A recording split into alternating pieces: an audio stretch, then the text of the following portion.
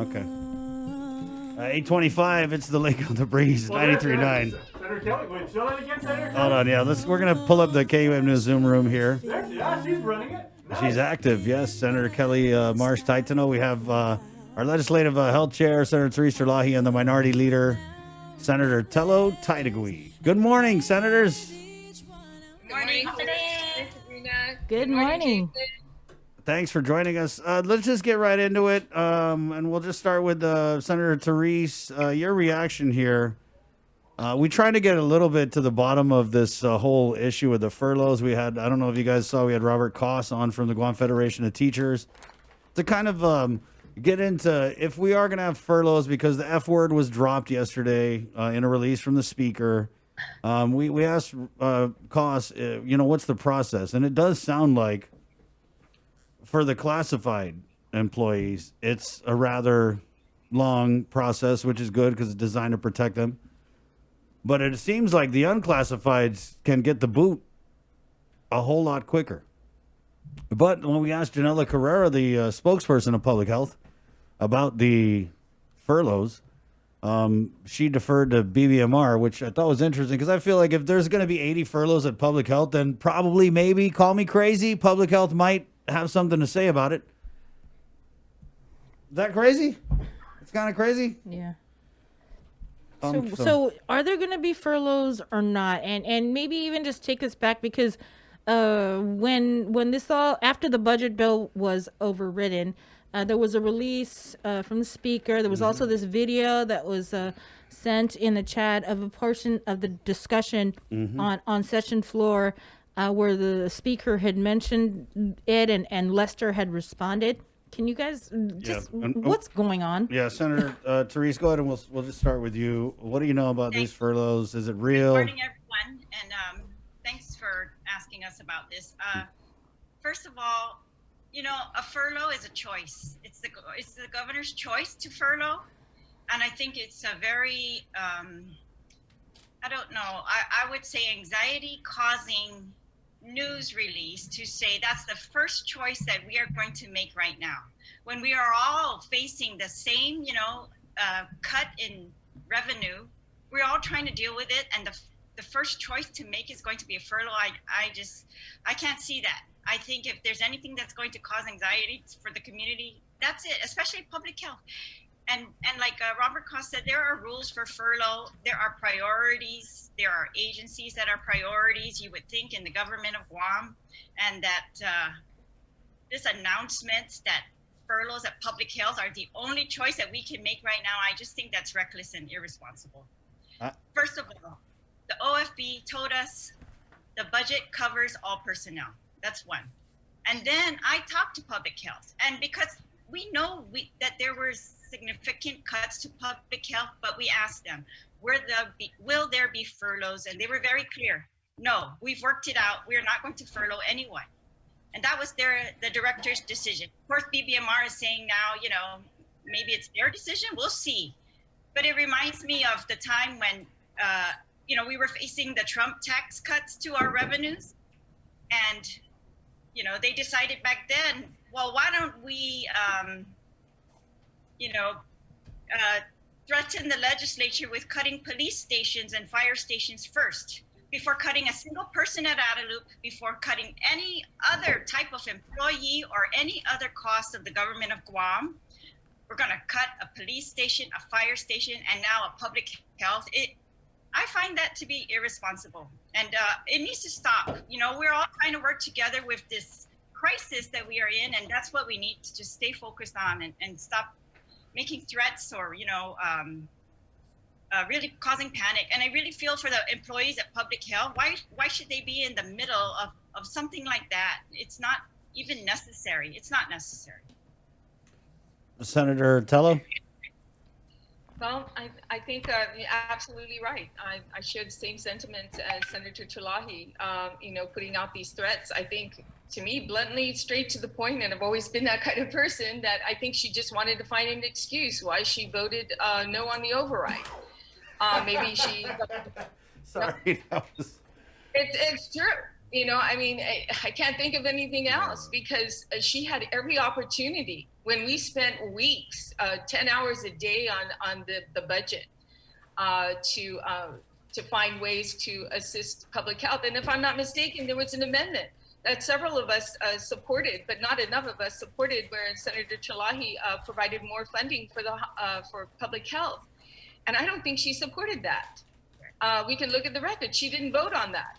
And then now she's calling, the sky's falling down. We've heard that slogan before. So I think, the real problems on the furlough, the reality is what's happening in the private sector. We all saw what's happening. I think it was 119 from PIC alone that's being furloughed. Mm-hmm. Now that's the reality of it. It's the public sector, the jobs that are being lost outside the government. So I think it was so disingenuous for her to find use another excuse, but don't use that and put fear in these employees, especially a department that works so hard. And what I don't understand is, how can you do furloughs at public health when you're having other agencies come over, leaving their positions? I know that people from GVB has allowed some of their employees to go and assist with not only Department of Labor, but I think public health as well. So why would you furlough anybody in that department? So that's my take on it. I just wanted to clarify again what Janella Carrera, the public health spokesperson, had said. She just messaged me and reminded me that she did say they'll be avoiding cutting personnel and working within their means as much as possible, but will defer to BBMR. So there appears to be a little bit of mixed messaging, and I'm also kind of curious, why didn't we see a release from BBMR? Why didn't we see a release from public health? I just thought it was kind of strange that we saw a release from the speaker's office, and then the media's left running around trying to ask for a statement, and public health's like, oh, what furloughs? We don't know. That's confusing. Senator Marsh. Yeah, I have a couple of points to add on to the ones that were made already. We're in an election year for a president. Now, granted, we don't get a real voice in that, but we're acting as if October 1st, that we don't have 365 days to work on this absolutely together. There are going to be 15 senators all 365 days after October 1st. And we're here to care about the community and work for them, but we don't even know who the next president is going to be and what his priorities are going to be. So if it's a new president, he may come in with a completely different attitude and approach to territories and the kind of assistance they should get, or on the daily, the way that territories should be treated. And also, even if it's a continuation of this current administration, there may be some new trends. New terms cause new trends. That's something that happens. And we also don't even know what's going to happen with the Medicaid match. Right now, traditionally, our local match is 17%, but during this COVID crisis for right now, it's 6.2%. There's a very good chance that's going to be continued. So if we're going to be doling out extra millions when we don't even know that landscape, I don't know that that's the best approach. I mean, we haven't thought so. And these two were there with it. We spent 2 days trying to find, $267,000 for charter schools. 2 days on that. So for us to reconvene and get down and say, you know what, that did or didn't happen with the $7 million. Now we have to, for the last 6 months or the last 3 months or the last 9 months, cut $7 million. I just don't even know how excruciating that would be. Entities like UOG have come in and testified that the worst thing that's been done to them, in a sense, has been that at the end of the year, finding out they didn't get something like $6 million of their appropriation, because all year long, they planned as if they had that $6 million in appropriation. And my stance has always been, it's better to start off frugal and as realistic as possible. And it's always better news to tell people that we are realizing extra returns and we can give you more money, but we planned for the worst and hope for the best. I just wanted to add something that I was thinking earlier. Why was it that the speaker was the only one that had privy to that information of furloughs? And in fact, a particular number of individuals being furloughed. And why was she only given that information? None of us was given that. And then, with the clip they provided, I went and listened to it. Bree, did that clip have anything like 80 people are going to get furloughed at public health? Because it sounded like a bunch of. I want to say yes, but She you said- guys were there. Did she say 80? Yeah. I think if I remember correctly, she said that she had information that would happen. And then BBMR started talking about, public health is going to have to make choices between matching other federal programs like senior programs, or, they're going to have to make choices in running their other programs. And so I think that's fair. Yes, public health is going to have to make choices. So is the entire government, because of the amount of revenues that have shrunk. But let me just tell you something about the bill that we were being asked to pass. The one that we didn't pass said, let's take more money out of public health operations and give that to Medicaid. It was not giving a single extra dime to public health. It was moving public health operations, meaning personnel money, over to Medicaid. That's all. And that's why it's like fake news, honestly. It's telling untruths. That's not true, that they were going to give any more money to public health, that any of that 7 million would have saved public health employees. There was no risk to public health employees from the information we had received from the public health director and the and the Office of Finance and Budget. And if they choose to make the employees be the first ones that they want to, threaten or cut, it's an unwise choice, and it's a disservice to our community to even make that threat, to even spread those rumors. That's a rumor at this point, because they haven't even taken formal action. It's a rumor, and it's irresponsible. It just seems And that bill this is not- this whole thing could have been avoided if the administration's fiscal team didn't check out the budget discussions in the first budget. I want to say I the just budget got that you a guys eye roll. overrode. Yeah. Absolutely. I kind of alluded to that at the beginning when it was my first opportunity to speak, trying to making it a little bit subtle, but I think everybody got the point. You don't really do subtle too well, Senator. Yeah, no, I think I did that, twice, to try and give that little kick, but the governor has every opportunity now with what we overrode the veto, the bill that was now passed yesterday, into law. But she has every opportunity to use any kind of funding that she has that funds her, deputy directors or any other political hires that she's made to fund Department of Public Health and Social Services with the $27 million transfer authority. So, I think that this bill, that the override that we did yesterday, a bill that I think majority of us feel comfortable with, that's fiscally responsible, and like Senator Marsh said, it's best to give good news than bad news. But most importantly, it's these agencies have to try not only to live within their means, but to also have that a little bit reserve saved on the side. In the event something does come down, that the economy doesn't go as well as this legislature has predicted.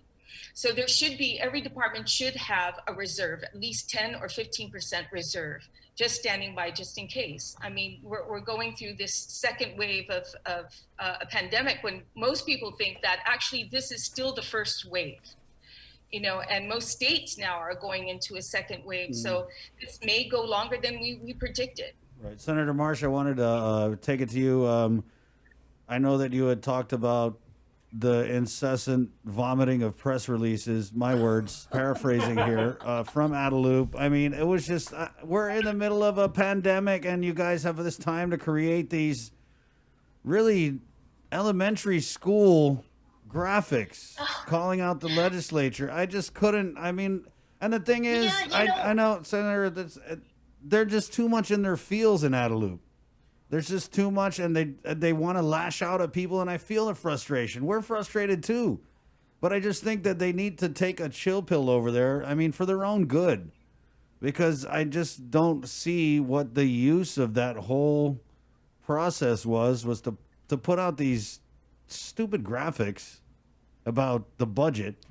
And then we saw that, and you talked about sleepless nights. And, you know, we saw the flood of press releases, and then not even 20 minutes after you guys override the veto, we got the speaker saying, oh, there's going to be furloughs. Yeah, and not just that, just the complaining about the budget when you weren't there. Yeah, you know, that's the thing. and that was something I think Senator Marsh you had mentioned in your extension of remarks. Yeah, you know, we're here to work together for the next 365 days. This is the beginning of the conversation. Let's not act like this is the end and we're all locked to something. All 365 days, we come up with bills almost on the daily that talk about shifting priorities and shifting money around. We need that organicity. I'm not sure I said that correctly, but yeah, you know, and honestly, I can't speak for the other senators, but I was highly, personally insulted with the terms magic beans and fairy dust.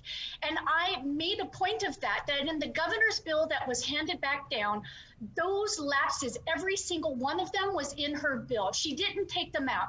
So I don't understand when we're working together in a pandemic, trying not to create panic, why we are resorting to terms like that. Now, they could have said, we need to compromise, we're highly concerned, but to say that we used bad math, an OFB director who was in BBMR for 36 years, takes his job so seriously and was director of BBMR for years, and they're gonna call that bad math, not even knowing our basic math, magic beans and fairy dust. We should be insulted. Our data is legitimate, period. Oh.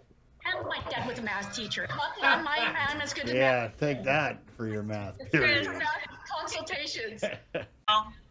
Pay issue, the other program issues, and all of that. So it was not a real solution either. And so we are going to work together, and I want the public to be assured that we are not deaf and blind to what they are suffering, to what the importance of public health is, especially I am not. And we feel that, you know, we are all in this together. We are going to have to get through it together. We feel for the sacrifice of our frontliners. We feel for the deaths that all our families have, you know, we feel that. And so I just want everyone to know we're going to work together. I am determined. We are not going to let, you know, fake news or these unexplained, you know, announcements of furloughs.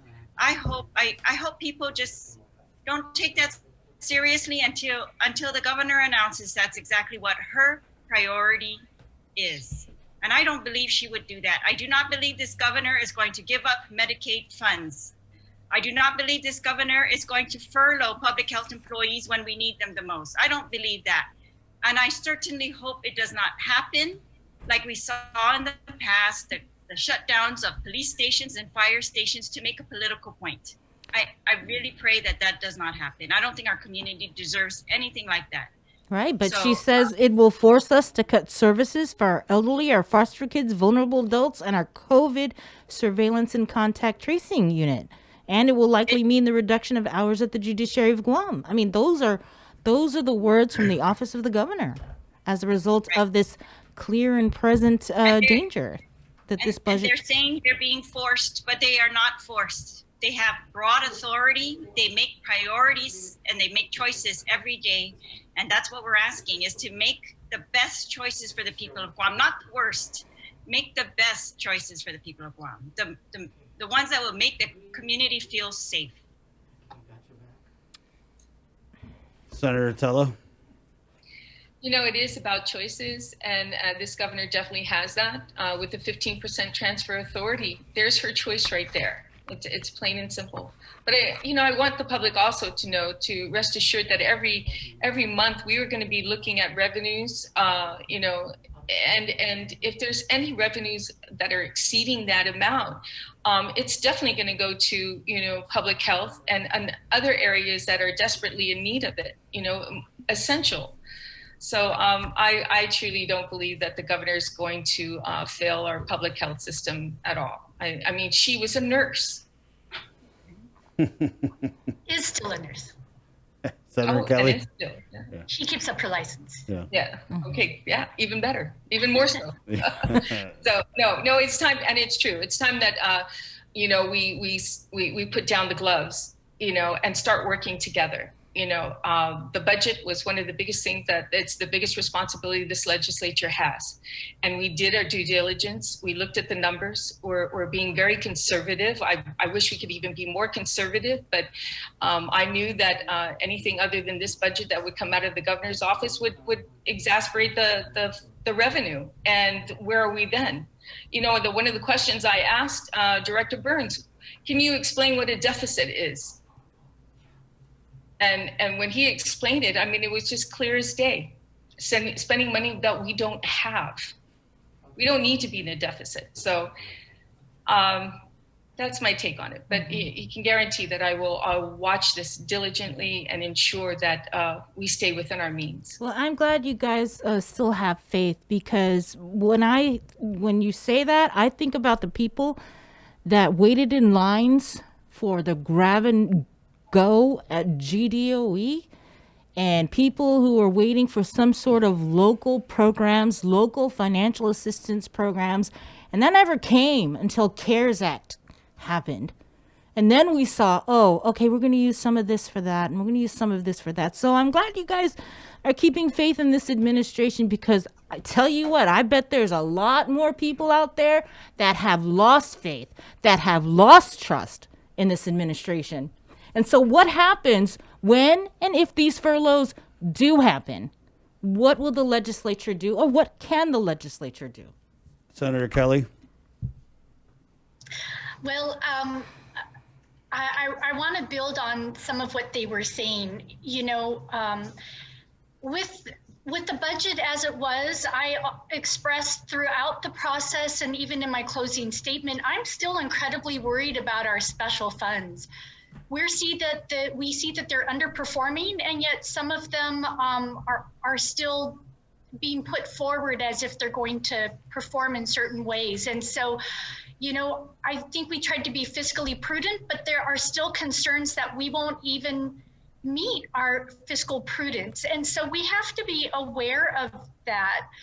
And, I keep on emphasizing this is the beginning. We're going to be here. The governor's going to be here. The agencies are going to be here all 365 days of the year.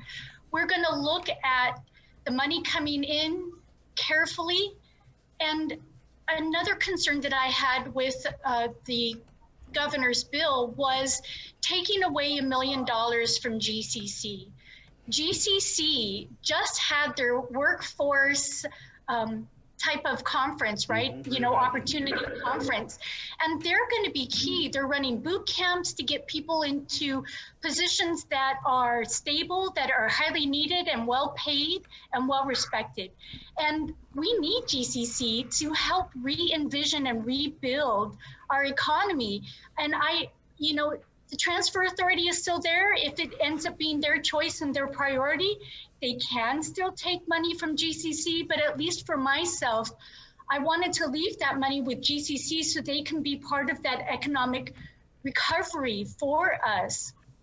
So there was that concern. I do agree with the sentiments of my fellow senators that at the end of the day, we have to respond with every tool that we can, with every possibility that we can muster to address these issues. I do think that the administration will as well. They have been seeking a lot of federal funds, and that's important part of our survival through this. But I just want us to get to a point where we are beginning our next phase, and that's addressing the realities that are before us and how we're going to serve the people of Guam and get past the press releases. There haven't been any coming out of, I don't believe, the legislature in general that have been of some of the same nature that we've received. Yeah. So, yeah, I'm calling on all of us, all 15 senators and the governor, for us to work together. Senator Terlahi, you got that Dear Senator letter that you read out on the session floor, the one that called out your moral and ethical and whatever ethical something or other. And senators right. were grandstanding. And then so this latest release from Adelup, I mean, it's clear, you read between the lines, they're targeting public health, judiciary, both agencies that fall under your oversight. So I can see that there's a constant attack on you, right? And let's just be fair and address this criticism, because I feel like they're kicking the ball in your court and saying, hey, well, public health, judiciary, look, all these problems they're going to have. Right? So how do you kind of respond to that? And how do you respond to constantly being targeted? I'll tell you, Chris, I'm not a born politician. I'm already one of the older senators. I think I came into this late in my life. It's something I really just wanted to do to help the people of Guam. And, I don't mind putting everything I've got into it. I am absolutely willing to do that. And I made that decision that if I'm in, I'm going to do it all the way. I'm going to do the best I can before I step out. And so I still intend to do that. And I'm tough. Luckily, I have 8 brothers. So I attribute my success at getting through that kind of stuff to them, because, brothers, they don't stop. They keep teasing and harassing me. But no, I'm kidding. I love them. But it's just that I just want to see past all of this. I think some people are being misled by politics or thinking this is the way to success right now. I don't think so. Right now, our success is on focusing and not letting anything distract us from what we are really trying to achieve. And so that's all I'm going to try to do. And I think that people deserve that. And that's really why I guess I'm willing to.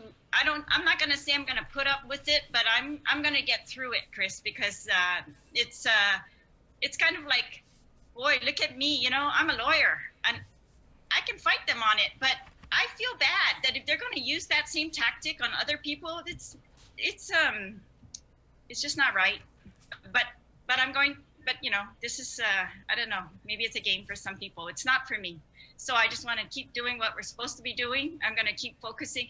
And want to know what's really ironic? During the budget, 3 weeks where, we were there, the legislature, going it alone, luckily public health was there to help us. GMH was there to help us. But those other administration officials, they were not. But if you can ask any of my colleagues, I was practically begging them. I think I almost broke down at one point because I wanted more money for public health. I wanted it from agencies that I thought were not as important. I wanted it from all sorts of, in any way. I was racking my brain trying to come up with any way, because the increased revenue way was not passing. So instead of getting stuck there and, it's not a power trip thing, it's finding another way. And that's all I'm asking everybody. When you run into one wall, let's just find another way. There are so many ways to do this. And if we can do it with some kind of respect and collegiality, it will be better for everyone. And most importantly, what do the people deserve? So I'm just going to try to keep it together for that, Chris. And Sabrina, you are right. I mean, I was really affected in March, when we started, after all the planning that I went through and listened to with public health, the hospital, when things started to happen in March and you start to see the long lines for food and you see, businesses closed up to now, I mean, every day it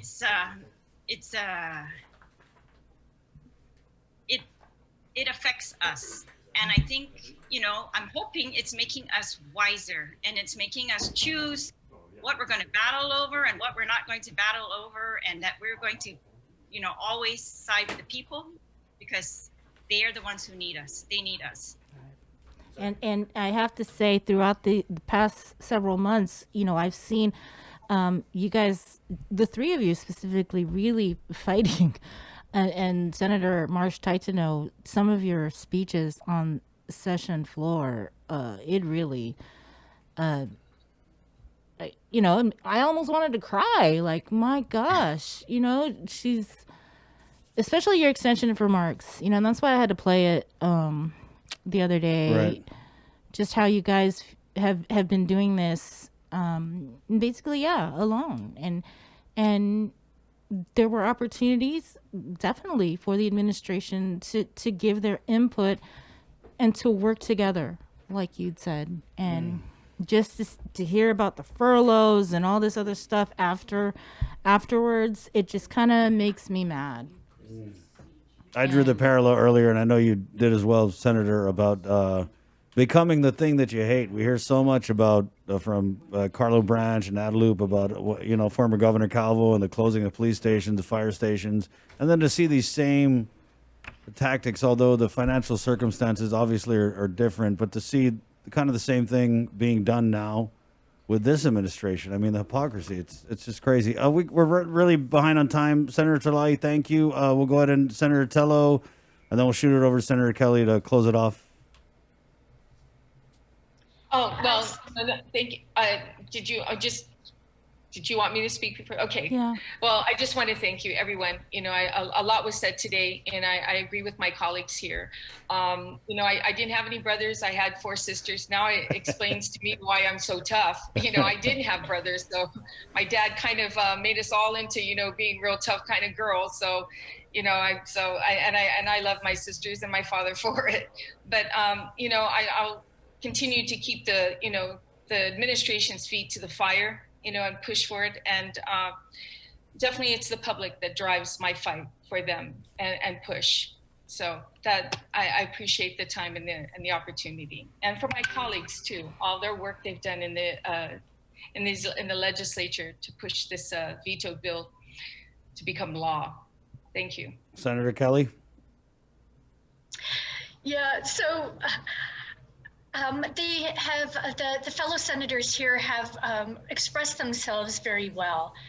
And for me, as Sabrina was saying, it's a passion of mine. I do have sleepless nights. I wasn't quite expecting all of that, but I care so deeply and I try to be so thoughtful. I want the decisions that I make to be data driven, but for so that I can make the best decision for the people, for the community, based on all the evidence possible. I try to not get emotions involved because it's very easy to get emotions involved. But when we have the responsibilities we have with the fiduciary responsibilities and performance of our government responsibilities, it has to be driven by evidence that is going to lead the way as to what is going to truly serve the community, not just for the now, but for the long term. And as I've said before, let's just begin this conversation. Let's not act like this is the end. We have 365 days of rolling up our sleeves, checking out every possibility, unturning every stone, to continue providing what we can for the community. The entire world is suffering, and we all need to figure out how to get through this. Thank you, Senator. Senator Terlai, thank you.